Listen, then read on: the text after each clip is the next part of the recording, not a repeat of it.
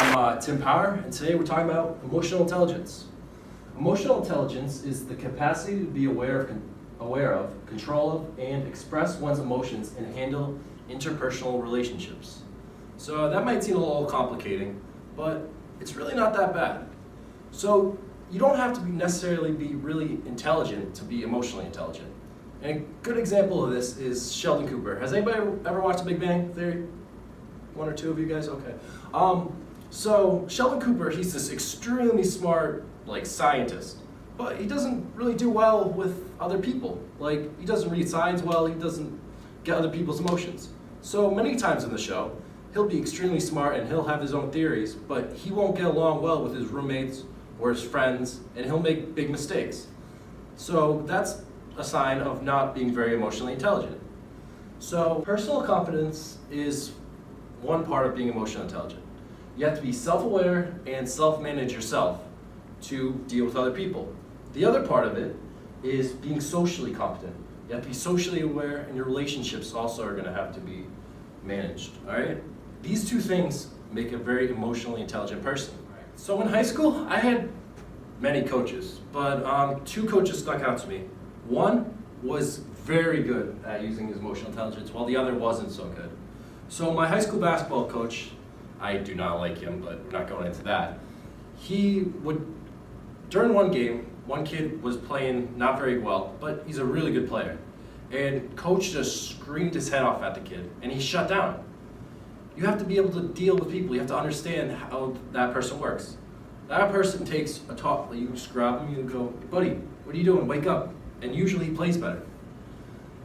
And so he just didn't understand it. During the practice, he screamed at the whole team and just was like, you guys are mental patients, and we need a film practice and show it back to you guys because you guys played so bad. And well, that didn't really boost up team morale. My other coach, on the other hand, my whole head football coach, he also screamed at us, but he did it in a different way. He'd scream at us to make sure we got better, but he also had our backs. So he would take his shirt, he would give you his shirt. I can remember him giving rides to any player that needed one, because we didn't go to the richest school in the country. He'd bond with you outside of football. He was a good guy. And you could tell the difference between that coach, my basketball coach and my football coach, just by the way they interacted with people.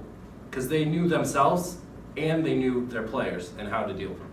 A point with this is don't judge your feelings too quickly. Yeah, somebody messed up, but you don't necessarily need to call them the worst person in the world, worst player in the world. Don't go too quickly. Think before you speak. That's a big thing through life everywhere. You have feelings, they have feelings, we all have feelings. Just remember that. When I was younger, I used to work at my local food pantry. Actually, a funny story about that. My grandpa, he started the food pantry after he retired, and now it serves thousands of people a year. And going along with that, you go in and you help people get their food. They would be less fortunate, they'd have needs that, they lost their job, something happened. Nothing wrong with that. And they were good people. I worked with hundreds of good people, thousands of people that we served, they were all good. And no matter if you're poor, you're rich, everybody has that compassion to help each other. It's just, we don't necessarily always have the time to do it. And that's a big thing about emotional intelligence, is we are compassionate enough and we have enough love to help each other out. It's just, when you're running low on time, you don't necessarily have the time to do it, obviously. So,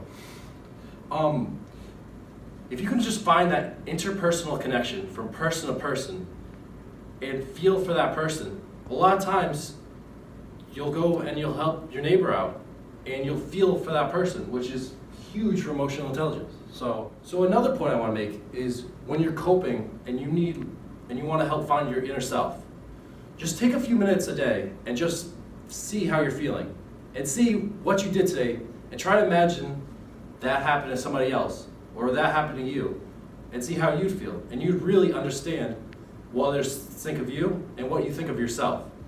That's huge. That's huge in dealing with. So I want to leave you guys here today. Just think about that last point of me. Thank you guys. You guys are all amazing. Have a great day.